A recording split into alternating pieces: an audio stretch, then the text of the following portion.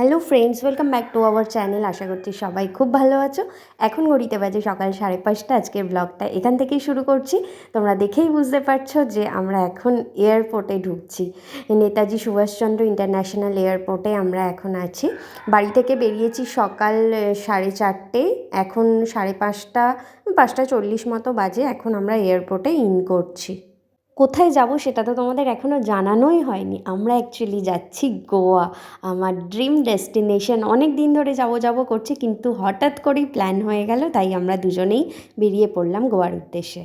এটা আমার first time flight journey, তাই এই এক্সপিরিয়েন্সটা তোমাদের সাথে শেয়ার না করলে একদমই ভালো লাগছিল না। তো যাদের ফার্স্ট টাইম ফ্লাইট জার্নি করবে তাদের জন্য এটা খুব কাজে লাগবে ভিডিওটা। তোমাদের ফ্লাইটের টাইম যে সময় থাকবে তার অন্তত 2 ঘন্টা, 1.5 থেকে 2 ঘন্টা আগে তোমরা এয়ারপোর্টে পৌঁছে যাবে। এসে ফার্স্টেই তোমরা এন্ট্রি গেটে তোমাদের টিকিট দেখিয়ে, অনলাইন টিকিটই হোক বা অফলাইনই হোক, টিকিট দেখিয়ে ভেতরে যাবে।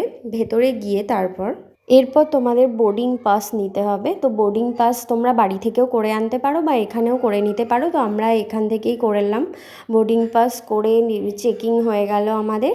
তো এখন আমরা ওয়েট করছি বোর্ডিংয়ের জন্য। তো বোর্ডিং টাইম দিয়ে দিলেই, অ্যানাউন্স করলে আমরা যাব বোর্ডিংয়ে। যারা কলকাতা থেকে গোয়া যেতে চাইছো, ফার্স্ট টাইম যাবে, তাদের উদ্দেশ্যে বলে রাখি, গোয়াতে কিন্তু দুটো এয়ারপোর্ট আছে। একটা মনোহর পরিকর এয়ারপোর্ট আর একটা হচ্ছে গোয়া ইন্টারন্যাশনাল এয়ারপোর্ট। তো আমরা নর্থ গোয়া থেকে যেহেতু স্টে করব, তো নর্থ গোয়াতেই ম্যাক্সিমাম লোক স্টে করে। তো সেই কারণেই আমরা মনোহর পরিকর এয়ারপোর্টই হচ্ছে আমাদের ডেস্টিনেশন। তো আমাদের বোর্ডিং পাস হয়ে গেছে। তো আমরা এখন যাচ্ছি, ফাইনালি ফ্লাইটে উঠবো। খুব এক্সাইটেড আমি।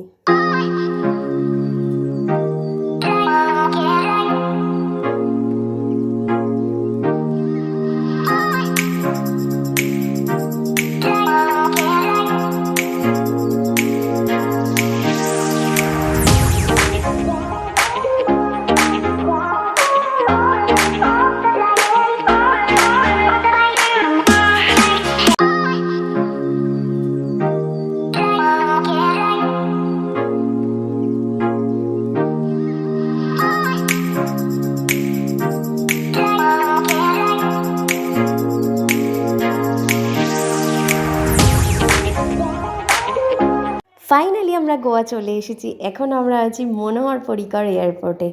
তো যারা ফার্স্ট টাইম ফ্লাইট জার্নি করবে তাদের উদ্দেশ্যে বলে রাখি, অনেকেই হয়তো বলবে, ভয় দেখাবে যে ফ্লাইটে ওঠার সময় মানে শরীর খারাপ করে বা ভয় লাগে। সেরকম কোনো ব্যাপার নেই, খুব কমফর্টেবলি তোমরা চলে আসতে পারবে ফ্লাইট জার্নিতে।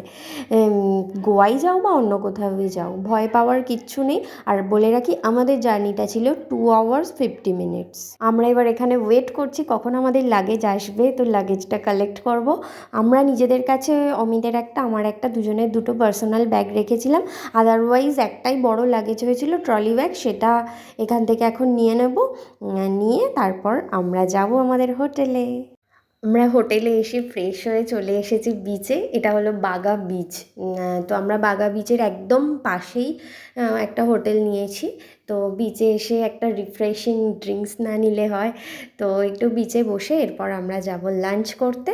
তো কি লাঞ্চ করছি না করছি সব কিছুই তোমাদের সাথে শেয়ার করব, তোমরা দেখতে থাকো। আশা করছি আজকের ভিডিওটা তোমাদের খুব খুব খুব ভালো লাগবে। আর গোয়ায় এসে আমার তো দারুণ লাগছে। বিচের পাশে একটা রেস্টুরেন্টে চলে এসেছি। এটা হচ্ছে ফ্যাট ফিশ, এখানকার একটা ফেমাস ফিশ আইটেম। আর সাথে বিরিয়ানিও অর্ডার দেওয়া হয়েছে, বিরিয়ানিটা আসছে, তার জন্য আমি ওয়েট করছি। ক্যাট ফিশটা দুর্দান্ত খেতে ছিল, মানে এত ভালো খেতে। গোয়ায় এলে তোমরা এটা কিন্তু অবশ্যই ট্রাই করো, কারণ এটা গোয়ার খুব ফেমাস ফুড। আর এসে গেছে দম বিরিয়ানি। এখন আমরা লাঞ্চটা সেরে নিই। লাঞ্চ করা হয়ে গেছে, আমি তো এবার বিলিংয়ের জন্য ওয়েট করছি। বিল দিয়ে গেলেই আমরা এখান থেকে বেরোবো। তো হোটেলটার নাম হচ্ছে এলমার, মানে যে রেস্টুরেন্টটায় আমরা লাঞ্চ করলাম। তো চলো রেস্টুরেন্টের ভেতরটা দেখিয়ে দিই তোমাদের। এত সুন্দর ডেকোরেশন।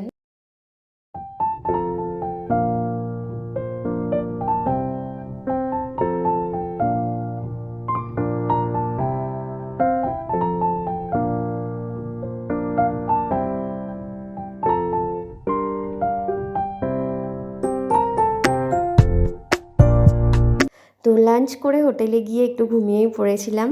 তো কারণ একটু জার্নি তো হয়েইছে, বাড়ি থেকে আমাদের এয়ারপোর্ট গাড়িতে প্রায় 1 আওয়ার অ্যাভাব লেগেছে।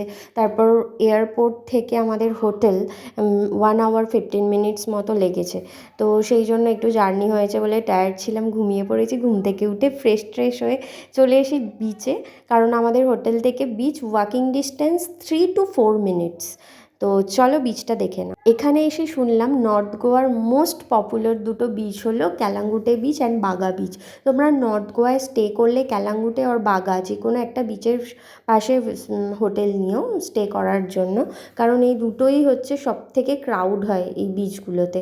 আর রাতে পার্টি করার জন্য তো মানে বেস্ট প্লেস হচ্ছে এই বিচ। তো দেখো এত সুন্দর লাইটিং, এত ক্রাউড, যত রাত বাড়তে থাকবে ক্রাউডও তত বাড়বে, সাথে মিউজিক তো আছেই। তো আমরা এখানে বসবো, বসে দেখি কিছু ড্রিঙ্কস নেব। আবারও নিয়ে নিয়েছি একটা ক্যাটফিশ, কারণ তখন এত ভালো লেগেছে। সাথে নিয়েছি ভার্জিন মোজিতো, খেয়ে দিয়ে হোটেলে যাব। Hello friends, good evening. দেখো আমরা রুমে চলে এসেছি। তোমরা তো দেখলে যে বাঘা বিচে কত ক্রাউড আর এত লাইটস, মিউজিক, খুব ভালো এনজয় করলাম ওখানে। আর রাতের ডিনারটা রুমেই অর্ডার করে নেবো, রুমেই খেয়ে নেবো। ওখান থেকে জাস্ট একটু স্ন্যাক্স, ড্রিঙ্কস এসব খেয়ে দিয়েই চলে এসেছি। তো আজ আর বেরোবো না, কাল সকালেই যাব সাউথ গোয়া। তো আমাদের গাড়ি বুক করা হয়ে গেছে, সকাল 9টায় এই হোটেলের সামনে থেকে পিক আপ করবে গাড়ি।